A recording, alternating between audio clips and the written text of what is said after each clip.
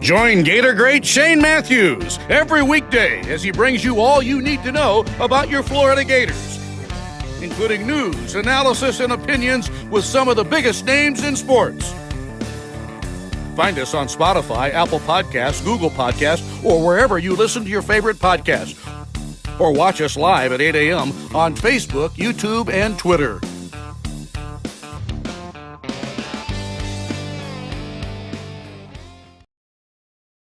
Go.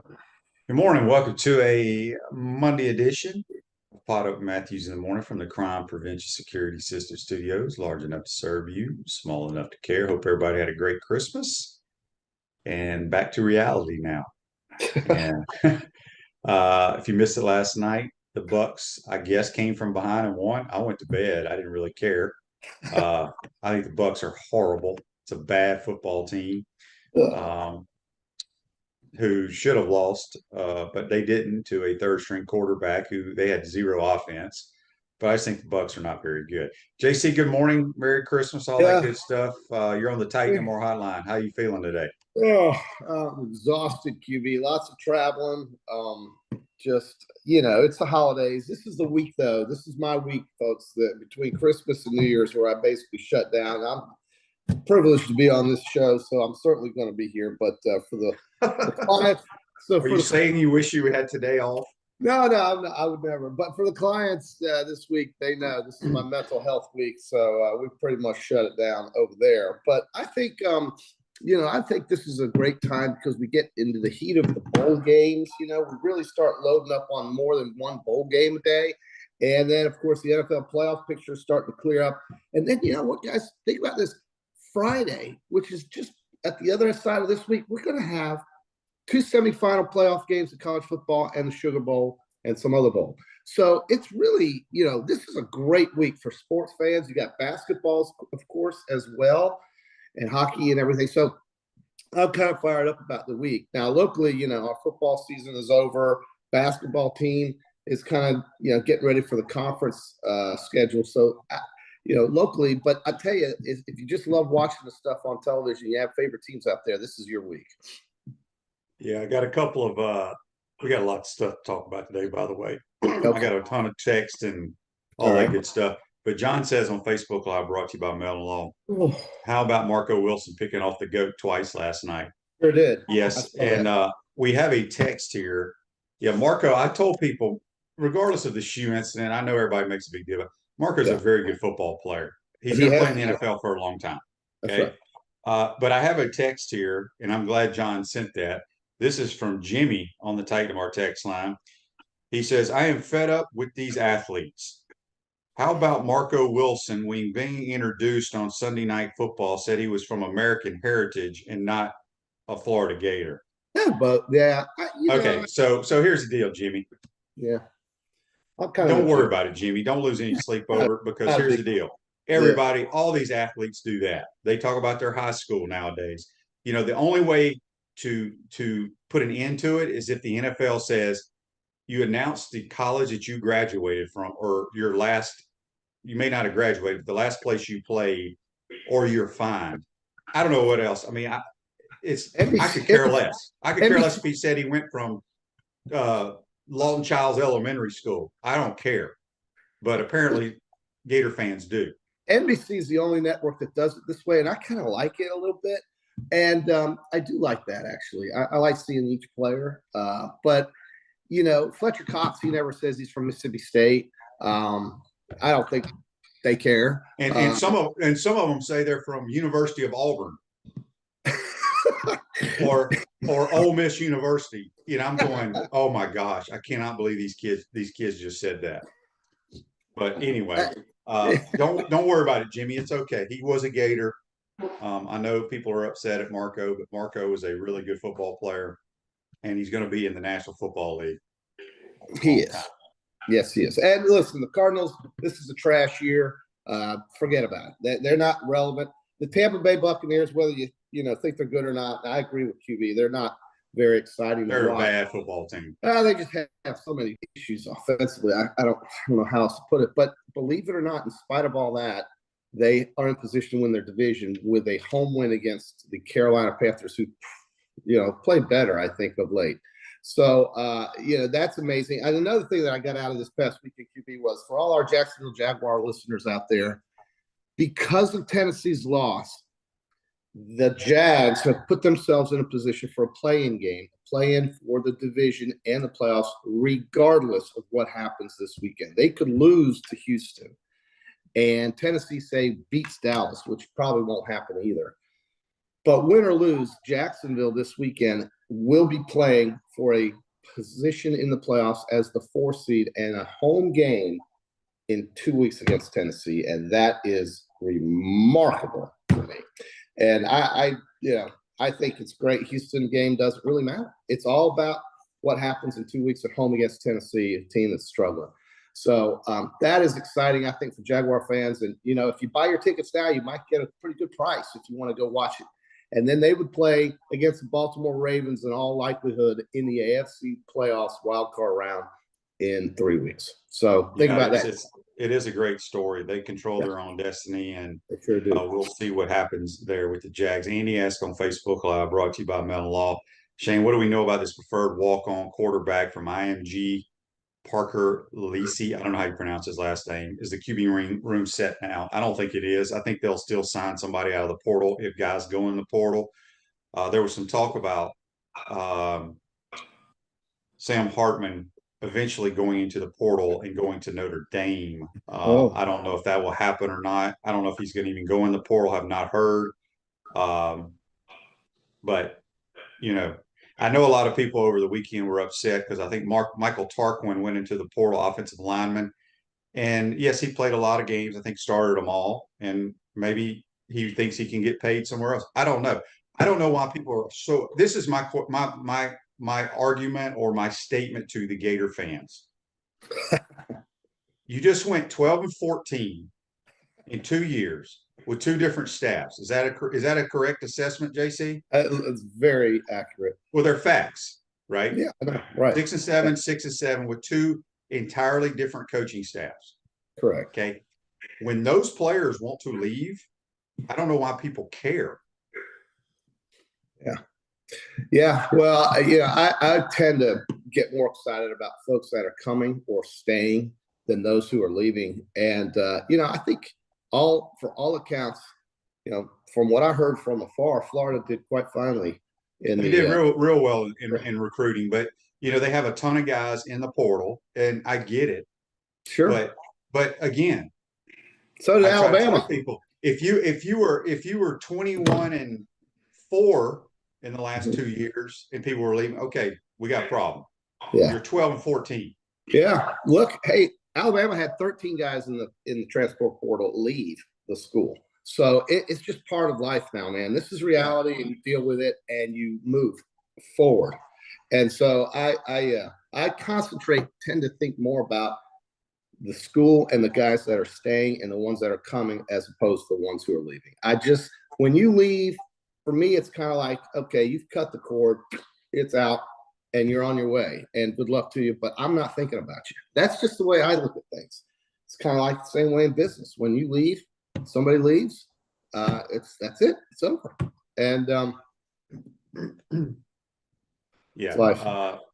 So John says during the season, everyone says we need to flip the roster. Napier begins to flip the roster, and they want him gone. I hate our fan base.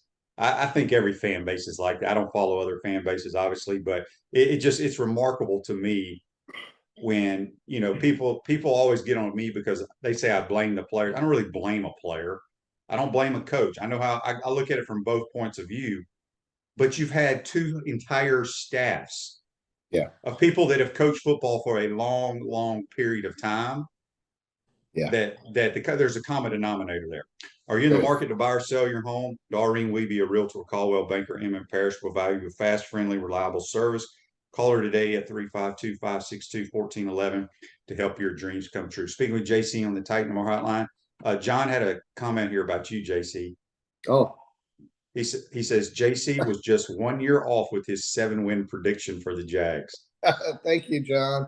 Yeah, I think to me, that's true, John. I think that, the improvement in personnel offensively and clearly the coach.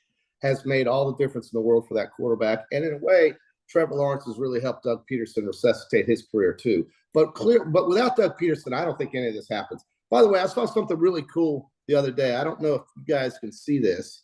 Oh, Dana Holgorsen. Yeah. That is Houston head coach Dana Holgorsen memorializing more or less his mentor and friend Mike Leach. And I just thought that was great, and I was glad Houston won their bowl game, frankly. I just like that, man. I just like folks that remember the people that are special to them and that were special to them.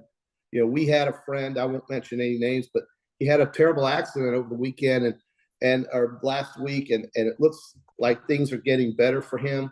And you always worry about when they leave us, you know, all the things that you remember.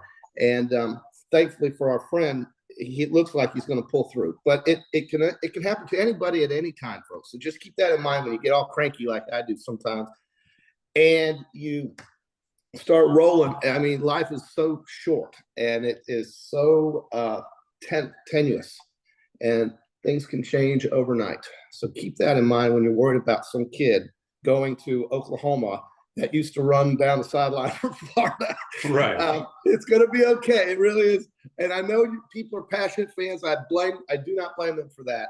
But, you know, when a guy wants to just destroy some kid on social media because his feelings got hurt because that kid wants to improve his life, you got to get a grip, man. You got to get a grip. It's just, you know, we're just talking about sports. We're not talking about serious things that affect people's lives, I think, in a dire way, like death. So keep that in mind, please. But thank you, John. Yeah. Go ahead, Shane. Very true. Very true. Well said, JC. Mike says here on Facebook Live, brought to you by Mellon Law. Oh, it went away. Let me find it again. This damn thing. He says, hearing there are issues with the Gator Collective. Does this collective have a big impact on the team, or is it minor? I don't know what you've heard, but the collective is a good thing for the athletes that are on campus. As I said, it involves all athletes of every sport. If they go do an appearance, if they're on a radio show, they get compensated through the collective. The Gator Collective, and I could be way off, but my understanding is it has zero bearing on John Cornell being offered money to come to the University of whatever. That comes from a different fund that pays those guys. So, which is still just absolutely ridiculous. Yeah, I think name, image, and likeness as it's meant to be is fine for players, but these ridiculous 7-figure checks that just get bought as we go into this free agency of the world is out of control. Now, name, image, and likeness. If you want to, you know, if you collect $500 for signing some shirts and stuff, that's perfect. Yeah, I don't think there's an issue there. And certainly that's what I think has gotten lost, is that NIL does stand for that so that people can be compensated for those things. But when we start seeing an attorney in Miami who won cases against Fortune 500 companies, then unloading his slush fund on a kid that's 17, 18 years old, that he's barely— It's dumb. It's stupidity is what it is. Right. So there to me is a huge imbalance in that system, and that's what I hope gets figured out. But again, it comes down to the guy willing to pay, doesn't it? It's his money. He can do what he wants to do with it. Yeah. But there's no way. I think it's the most ridiculous thing in America right now. I think this is for— well, there's other things that are ridiculous, but that's ridiculous. For right now, that's pretty damn ridiculous. Okay. This is from our good friend Daryl. He says, "Good morning, guys. Good to sleep in this morning without having to go to work." Well, that's true, Daryl, but we're here taking care of your needs. But I sure get up to watch the show. JC, I'm on the bandwagon too. He's going to be at the very top row at TIAA Bank Field for the Titans game. Wonderful. It's almost $100 a ticket. Well, Jag fans are excited. Hell yeah. And you know, when I was there a few weeks for the Dallas game, tailgating was going on like it was the Florida-Georgia game, folks. I mean, they were into it. Now, granted, Dallas had fans everywhere, but not all of them from Texas. Those were people that also just lived in Florida that loved Dallas. But in this case, you're going to have a predominant Jacksonville Jaguar home field advantage in this case, fan-wise anyway. And with the way they're playing, remember that game last week was kind of ugly, but those conditions were very difficult. And I think now we've got 2 games coming up this week, and of course in 2 weeks where the conditions likely will not be a factor, and you'll see the best team win on the field. And that's what look, Jacksonville wins that game against Tennessee, man. They're going to play Baltimore in the playoffs. Lamar Jackson will be coming to town. He'll probably be healthy. That's a playoff atmosphere that I can get into. That's great. Yep. Real quick, Justin said, I think Napier walked into a bad situation at the absolute worst possible time. Without the NIL environment, I have no doubt that we would have signed a top 5 class. I don't think he or the administration saw this pay-to-play scenario playing out the way it has. I don't think anybody did. Well, why does he think we'd sign a top 5 class after what? Well, we were number 9, but we lost some guys last minute due to better deals supposedly elsewhere. But look, as our listeners have told us, from a blue chips ranking of prospects and whatever, I don't understand how that works. It's the best blue chip prospect class since Urban Meyer was here. So look, we're going to be okay, folks. We got a text on the Titan our text line from Sharon. She says, I want to wish you guys a happy holidays, happy New Year, Merry Christmas, all that good stuff. It's a very long text. She's from Chattanooga, Tennessee. She wants to know, what was y'all's favorite Christmas presents y'all received? I don't even let my kids buy me stuff. They have to give me like pictures and things of that nature, where it doesn't cost them much money to go print a picture out, So yeah. I get pictures every Christmas. That's what I like. I got something that I use when I clean the dishes so that the dishes don't drip on the countertop. And I also got a Nikita Kucherov Tampa Bay Lightning jersey, which I kind of like. Dear Lord. Why did you not wear it today? Good question. Well, because I woke up literally 5 minutes before the show started, had to scramble. I'm just so weary. But anyway, I got some scratch offs. I like those. It's the only time of year I ever do a scratch off is if somebody gives me one, because I'll never buy them. And it was just being around people is what matters to me. So I got a question. Since she brings up Christmas stuff and present stuff, I don't know why I never did this when my kids were young, and thank goodness, because I would have vetoed it. JC, I think you do this. Don't y'all get the matching pajamas and all that nonsense? And take the picture with the matching pajamas? Maybe we have at some point. We didn't do it this year. I traveled during the Christmas holidays and then come back home, and then my family is here waiting. But I sit there and I think, okay, for the young kids and the females, that's okay, because they wear like these damn pajamas. You don't want to.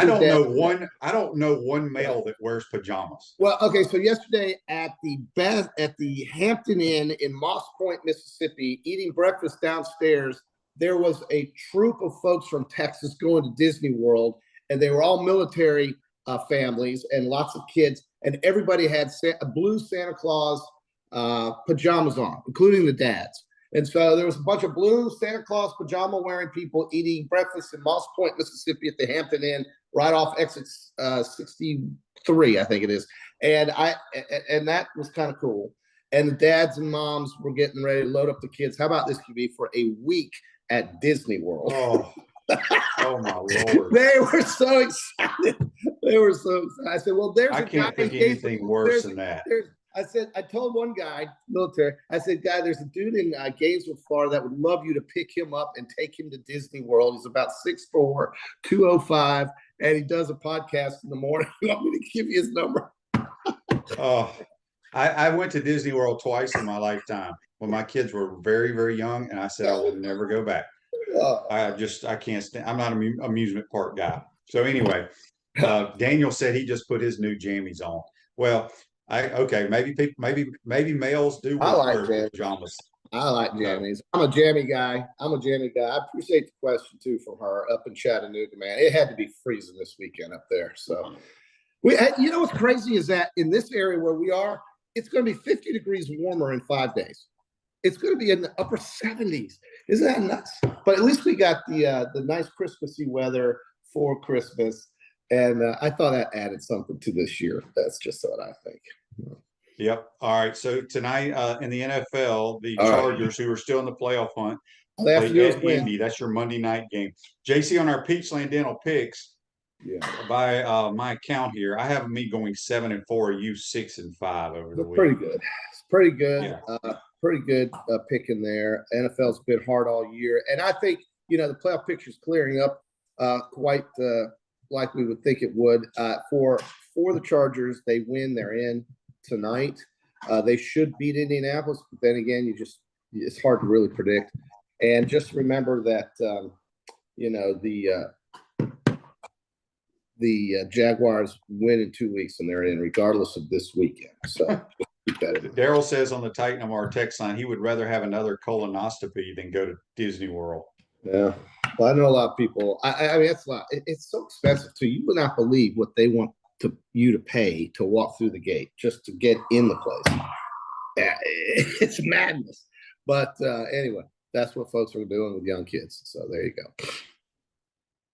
Yep. Baker Mayfield. Hey, how about my guy Baker Mayfield from my Rams yesterday? They're going to have a decision to make. I know Stafford is their guy, but he's old. Baker's young. Salary cap is an issue in Rams world. Well, maybe they'll get him as a backup. He's played well, and he's played real well, actually. I was going to ask you this because somebody's just sent me a text kind of on the same lines on the Titan Mar text line. Yeah. If you were to start your franchise right now, JC, and you could pick, who would your quarterback be? Oh, gosh, we have talked about this kind of thing, but I got to say, I think this is, some folks would argue that this is not the best pick, but I like the way Trevor Lawrence is playing. Oh, dear Lord. I didn't even think about it. I see, that's, typically somebody's going to say Josh Allen or Patrick Mahomes or Justin Herbert. And that's all. Well, I agree with all those, but let me tell you who is unbelievable. And I know this sounds silly, but Joe Burrow. Oh, absolutely. Is so freaking good. And let me tell you something. When he came out of college, I thought he was a way, way, way more athletic Tom Brady, which he is way more athletic. But the way he distributes the ball, his anticipation, his accuracy, he's as close to Tom Brady as anybody we've seen. Doesn't it amaze you how Ohio State just didn't see that? I mean, and I don't know, nobody really knows what the issues were there. But his first year at LSU wasn't great. Then he got some players around him, and he lit it up. And listen, you're right. Cincinnati did the right thing by drafting properly and getting him outside. T. Higgins, Boyd, Chase. I mean, when you get players like that, a quarterback is just – it's like he's at the county fair just picking things. And he's got, like you said, the talent, of course, is required. But it really does help to have Higgins, Boyd, Chase, Mixon back there. I mean, it makes Cincinnati, folks. If Kansas City loses one of their last two games, which they likely will not, but Cincinnati plays Buffalo this week. If they beat Buffalo, they'll be no worse than a 2 seed in all likelihood. And if Buffalo wins, they will be the 1 seed still in all likelihood. But Kansas City's just sitting there waiting to play a bad team this weekend, and then the Raiders.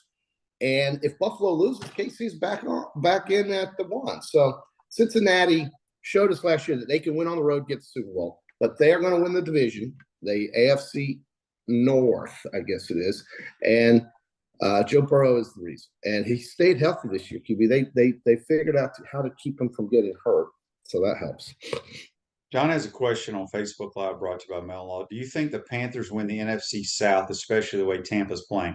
What is the scenario there? Scenario is you have 3 teams that could get in: New Orleans, Carolina, and Tampa Bay. Tampa is 1 game ahead of Carolina. However, if Tampa loses to Carolina next week, they are behind Carolina on the tiebreaker, and Carolina could slip in and become the division winner by finishing out. Basically, Carolina or Tampa has to win 2 of the next 3, and then that includes next week. So there's only two games left. That's right. So Tampa's won this. So when I said 2 of 3, that was going into this weekend. So both Tampa and Carolina won. So now it's really just going to come down to next week. And so whoever wins their last 2 games is in. Well, I think. Well, yeah. If Tampa beats Carolina, they're in. They're in. They're in. Tampa wins a home game next week. They are in. If Carolina wins, then there's one more week to sweat out, but the Carolina would have the tiebreaker. So Tampa would play at Atlanta in the final week of the season, and Carolina would play the Saints. The Saints need some help. They need to win out, and I think they want Carolina to win this weekend because they play Carolina in the last weekend of the season. So the Saints are still alive too, believe it or not.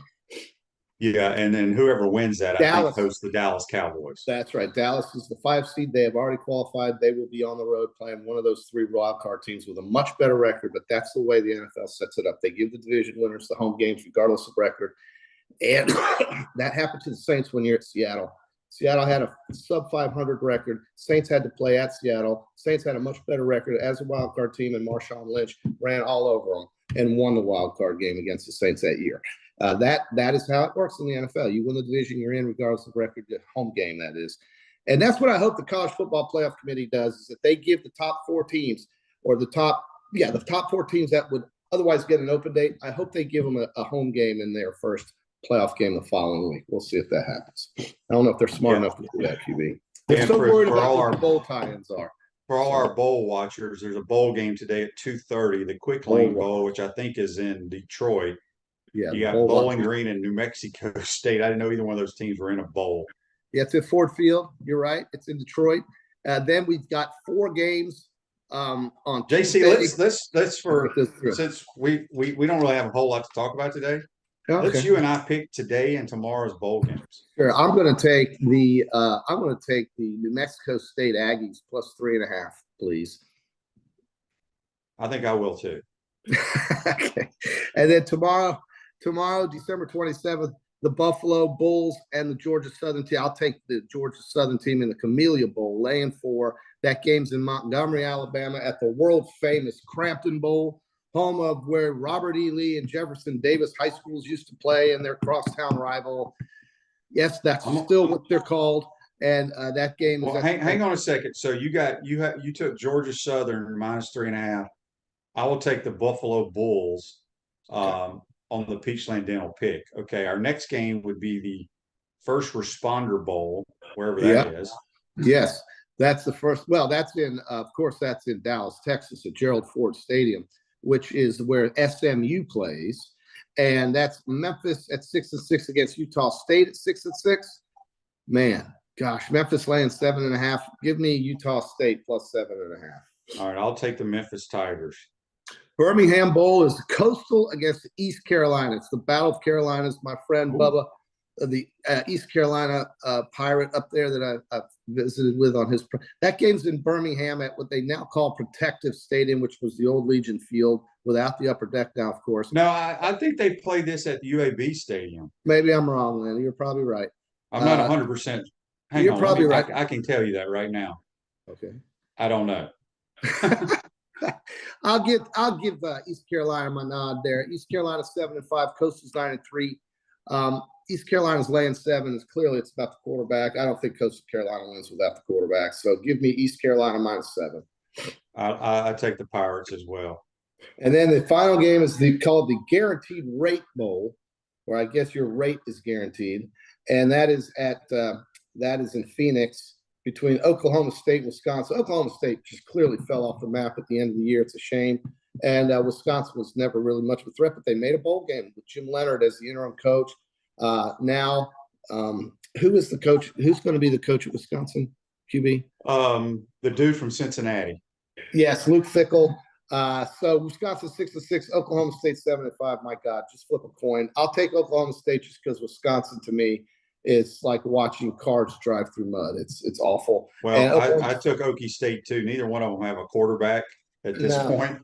No, plus 3 though. Get the 3 points while you can in that game if you have to play it. Good Lord, I probably won't even watch it. It's at 10:15 Eastern time. I'll be asleep. So that's the Tuesday games. You got 4 tomorrow. You got 1 today, and then I'll be back on Wednesday. And we start getting into some SEC games. You're going to have Arkansas. You're going to have Ole Miss play on Wednesday, and then on Thursday you'll have Friday you'll have South Carolina play Florida State. I'm actually on the call for that game, JC. You what? Which one? The South Carolina game? the South Carolina Notre Dame game, I got to do the color commentating for the touchdown radio. Touchdown radio. So do you have to go to Jacksonville? Of course. Yeah, duh. I mean, some guys do it from home. Sometimes they do it. They don't even go to the games. They just do it. No, I will be at the game. I will be at the Gator Bowl. Radio. So. Okay, good. So you're going to go to that. That's in Jacksonville. You get to see the Irish and the Gamecocks. That'll be fun for you. That's the Gator Bowl. Yeah, Friday. You know, what's surprising, speaking about that game, you know, what's surprising about South Carolina is they went 8-4 this year. Yeah. And, you know, everything's going well, supposedly, up there. Their best two players have left the program. Yeah, they left. They left the program. It's crazy. But, hey, QB, listen, I mean, that's Friday. Tennessee plays Clemson in the Orange Bowl that day as well. And then now, do you get any swag? Do you get any goodies from the Gator Bowl as the who knows? Well, it's just kind of cool that you get to do that. Shane Beamer, Marcus. But yeah, Friday, December 30th. So will you be in Jacksonville for this podcast? Is that what we're saying too? No, I don't have to be there. The game starts at 3:30. I'm gonna roll up there roll up into the press box. So there you go. Yeah. So no golf on Friday. All right, JC. Anything else before we get you out of here? Well, listen, I said enjoy Bowl Week, folks. Enjoy this week. 2022 is coming to an end. For many people, it was a tough year, and I'm looking forward to 2023, of course, as we all are. And, you know, if you're into just kind of chilling out and watching football, this is your week. And feel good about the Jaguars, man. The NFL team 90 miles away that could be playing a home playoff game. That, to me, is exciting. So correct me if I'm wrong. I don't know who the Jags play this week, but this week for them and the Titans, the game does not even matter. That's right. They can both win or lose. And, see, they had the same record. And Jacksonville, by virtue of beating Tennessee the last time, has to beat them again in Jacksonville. So regardless of what happens this week in the NFL, the last game against the Tennessee Titans, winner moves on. Right, because if Tennessee wins, they would be 1-1 between each other, but Tennessee has that next tiebreaker, and they would have the same record. So that's why Tennessee's still alive. But they're playing so poorly right now. My hopes for Tennessee have gone to zero, literally. So Houston gives Jacksonville fits, too, and I don't know why, but Houston beat Tennessee last weekend. Houston gives them fits. They've only won 2 games, but that's not to be taken lightly. They still need to win it. They should win it. But if they don't, that does not mean that they're out of it. That's why tickets are going for $100 in Jacksonville, and that's why the Jags still have a chance, regardless of this weekend, to win the division, even with a possible losing record, and host.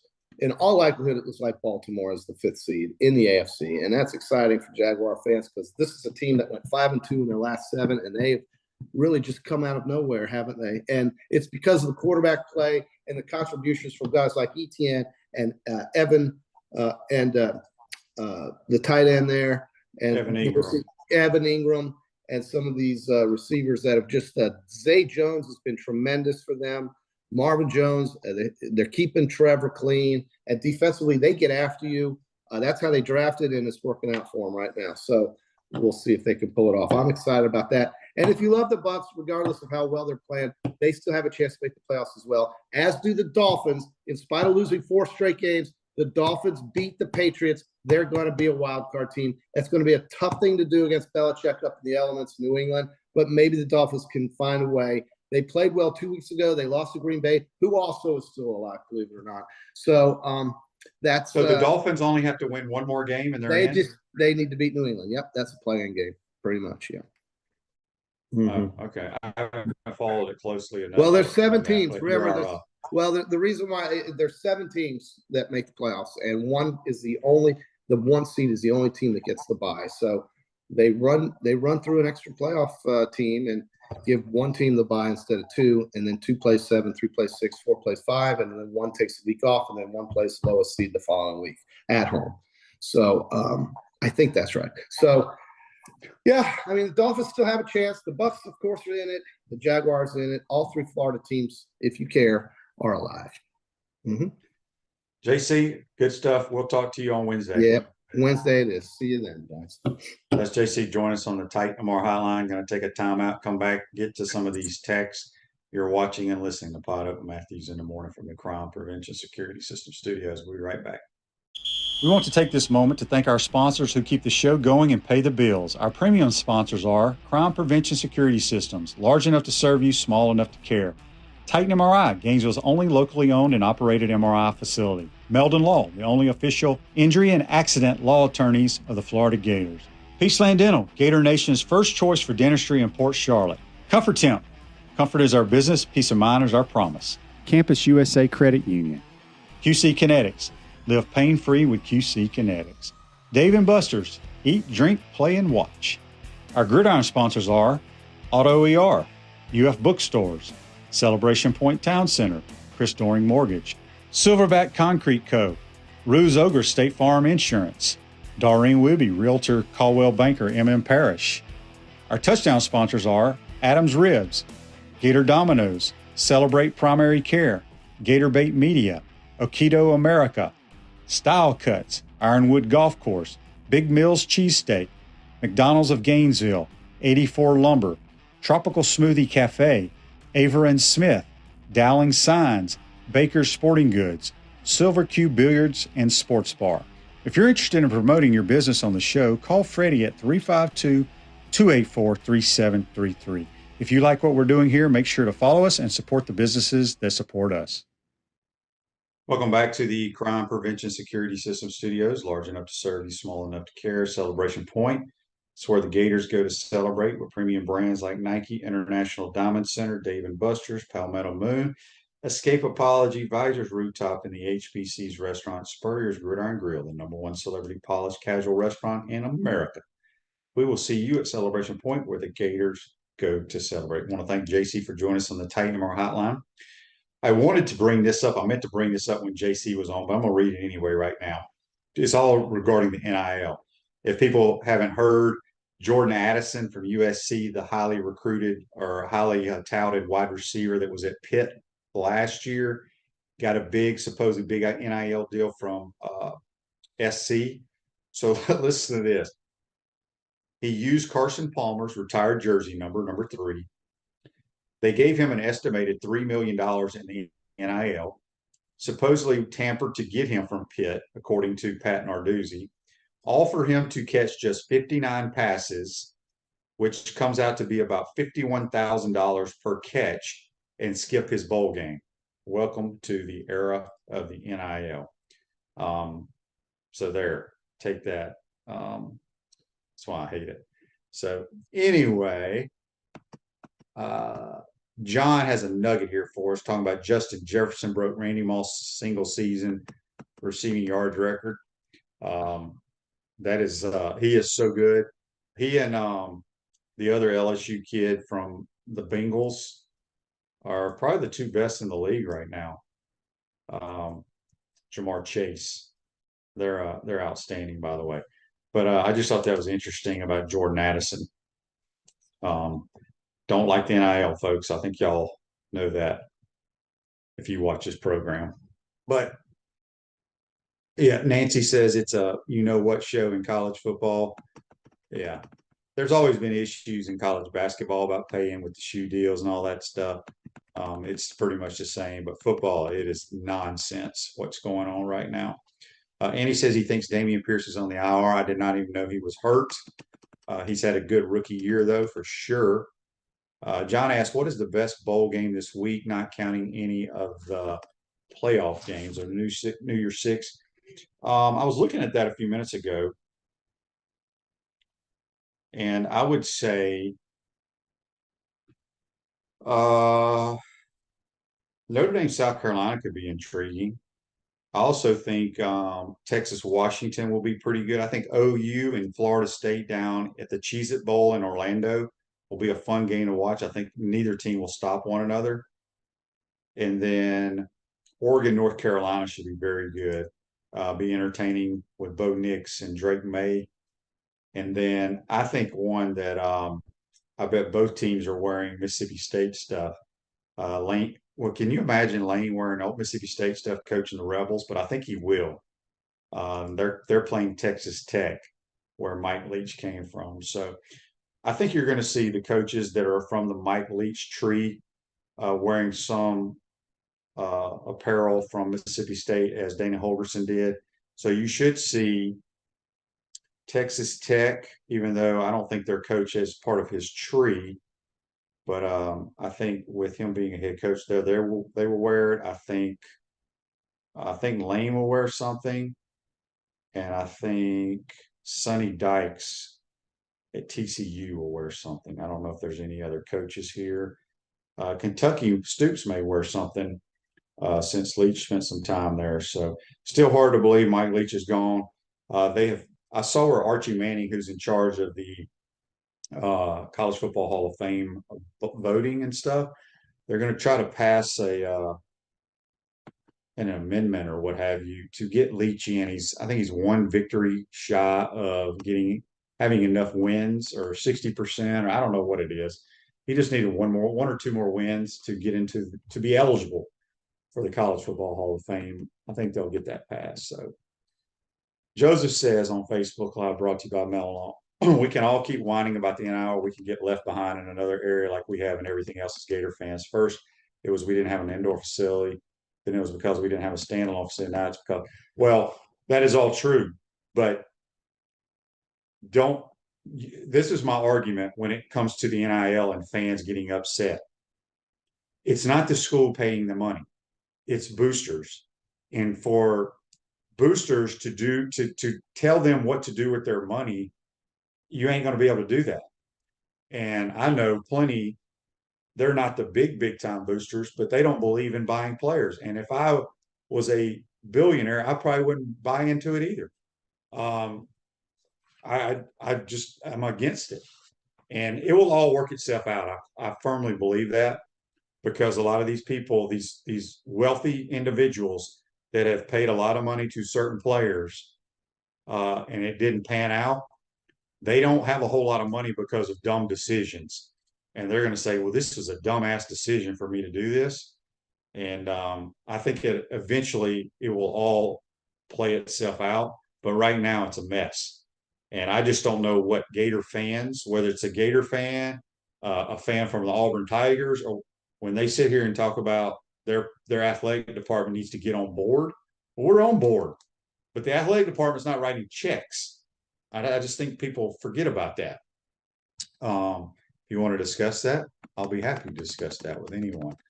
But yes, from a facility standpoint, we were way behind for years, and we do have that now. But it just doesn't help you overnight.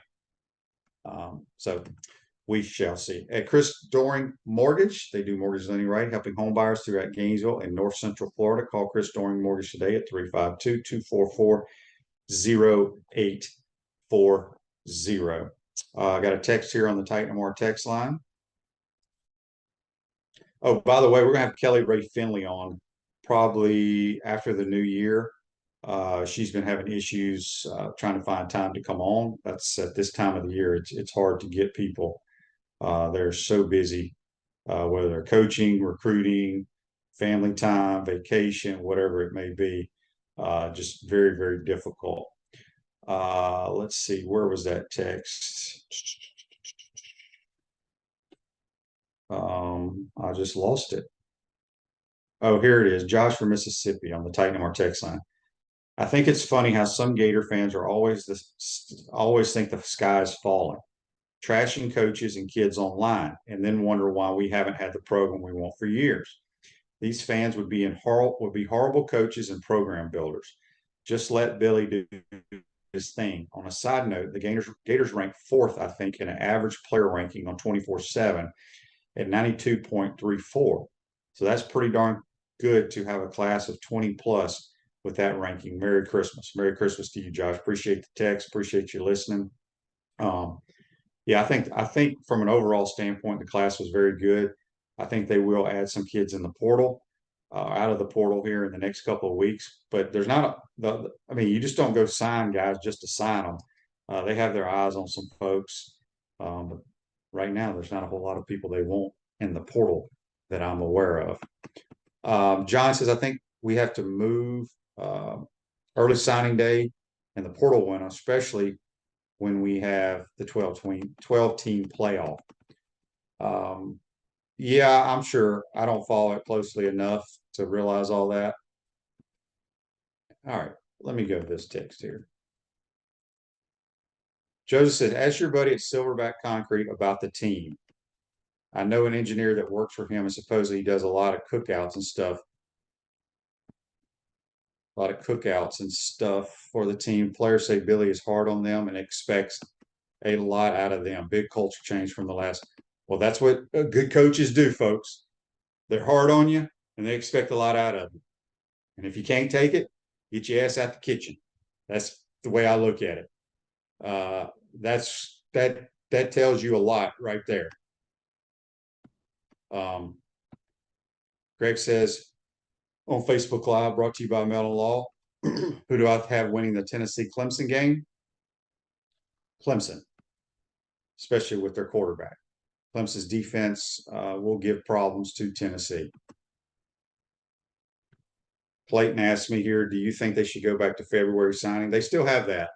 I don't know what the reasoning for the early sign. Well, the early signing, I think, was to get kids on campus earlier so they can enroll in January, which we will have a ton here. But I don't have a problem with the 2 signing periods, but majority of your class is done. Now you can just add to it. All right, let's see what we got here. Ted says, how many do you think will sign out of the portal? Do you think more players will enter out of the portal after spring ball? I mean, it could. You just heard what Joseph said, that he has a friend that had some cookouts with the players saying Billy's hard on them and expects a lot of them.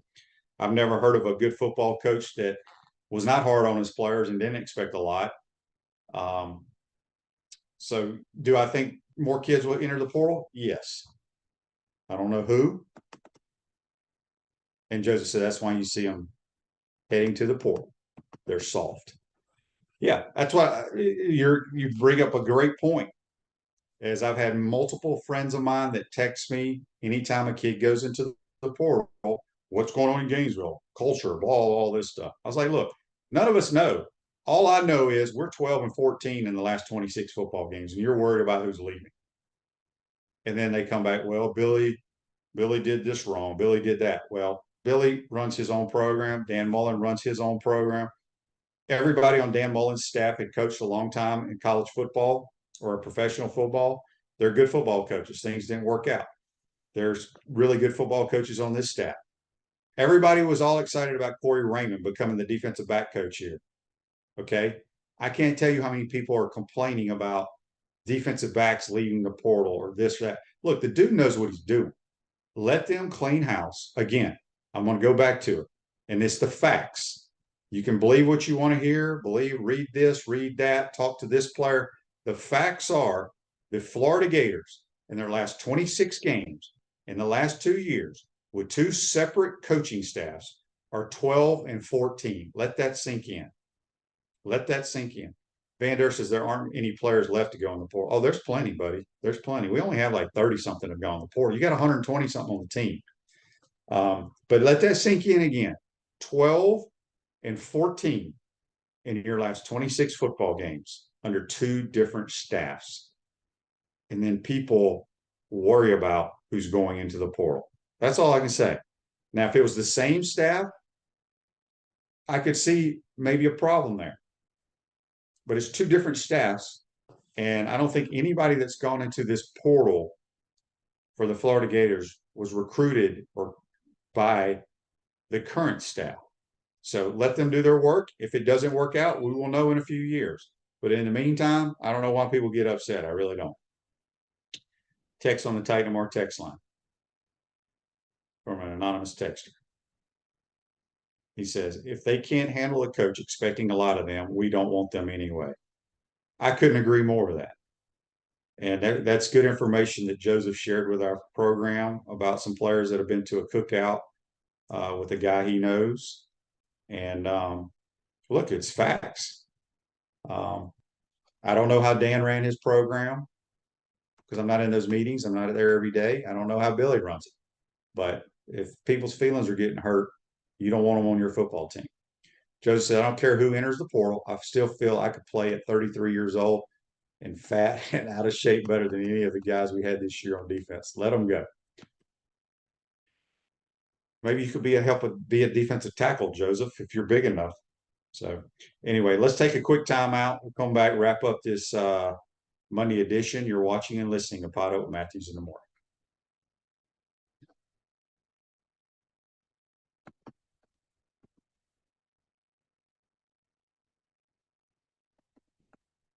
Tammy.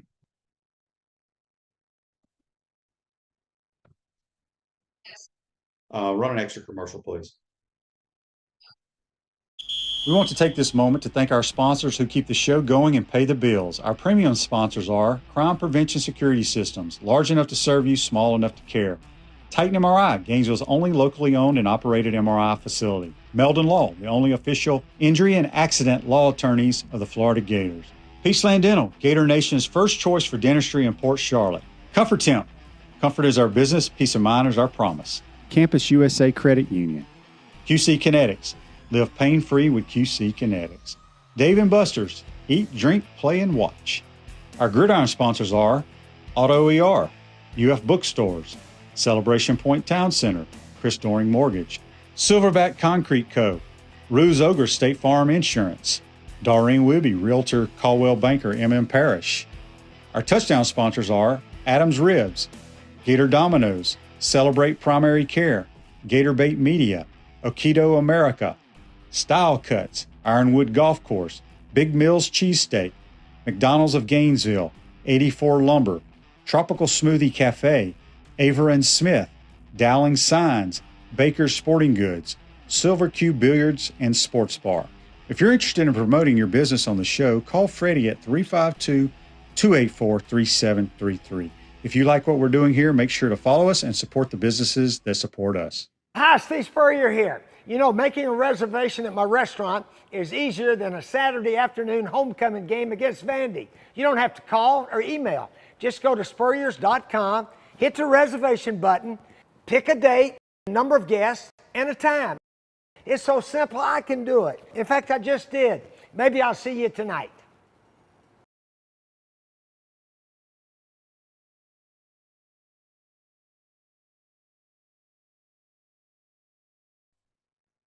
Welcome back to the Crime Prevention Security System Studios, large enough to serve you, small enough to care. Ruse Ogre State Farm Office is a team of dedicated insurance professionals ready to help life go right with the right insurance options for you and your family. Visit ogreinsurance.com at 352-240-1779. This day in sports brought to you by our good friends at Comfort Temp. Comfort is our business, peace of mind is our promise. Give Comfort Temp a call at 352-376-2366. 1960, the National Football League Championship at Franklin Field in Philadelphia. The Eagles beat the Green Bay Packers 17-13. It was the lone playoff defeat for Packers legendary coach Vince Lombardi before they established their dynasty. That's brought to you by our good friends at Comfort Temp. All right, so real quick before we get out of here, this was a good question that somebody brought up here about do I think, John says, do you think it's possible that some players like Tarquin and Ethan White are trying to see if they can get more money out there? Look, I don't know this for a fact, but most of the time when a kid enters the portal, whether that's what he wants to do or not, he's gone. You don't want him coming back to your program. And that may not be the case. I don't know. But look, there's people throwing fake dollar amounts out at these players. You know, you heard all that money about Rashada getting 8 million, 11 million. That is not even close to facts, people. Not even close. So I don't know. David says, Shane, we have lots of offensive line. Torrance justifiably to the draft, Braun to Arkansas, Tarquin to the portal, Ethan White to portal, Richard Garage to portal, Houseful. I don't know who that is to the portal. They got linemen coming in. Now, again, we don't know the situation in the exit meetings. Maybe they told them, look, we got some guys coming in. Well, you didn't play up to the ability we thought you were going to play up to. Even if you're a starter, they can say, hey, we got so-and-so coming in. We're looking at another right guard or left tackle or whatever. And maybe that hurts somebody's feelings. And so they go to the portal. We don't know. And unless you know the person personally and they tell you why they went to the portal, let us know. But I wouldn't worry about it. If I'm, like I said, we're 12-14, folks. So there's that. Joe said, y'all forgot Dan Mullen was all about seniority. It didn't matter how good you were going to sit for 2 years before you got a chance. Then it didn't matter if you were a good player. He was not going to play the guy who had paid his dues. Now we got a coach who's about results. He doesn't care how old you are. If you can play, you're going to play. So these upperclassmen on this team come from the mindset, I should be the starter. That's a good point. I don't know if it's playing a factor in any of this, but, we'll see. All right, last text before we get out of here. Matt from Mariana says, QB, are you worried that between the draft and the portal, we've lost almost the entire starting offensive line? After all, they were the strength. Well, they weren't the damn strength in that bowl game. It was so bad. And I don't know if, Osiris Torrance being out caused us to play that poorly, but we got our tails whipped physically in that game against Oregon State. So no concerns right now. I mean, let the coaches do their thing. Like I said, we can evaluate and give our opinions once the season's over next year. But I have zero problem with anybody that is left. We're 12-14. I'm going to stick with that. Hope y'all had a great Christmas. Make sure you tune in tomorrow, folks. Have a great day. See you tomorrow. Take care.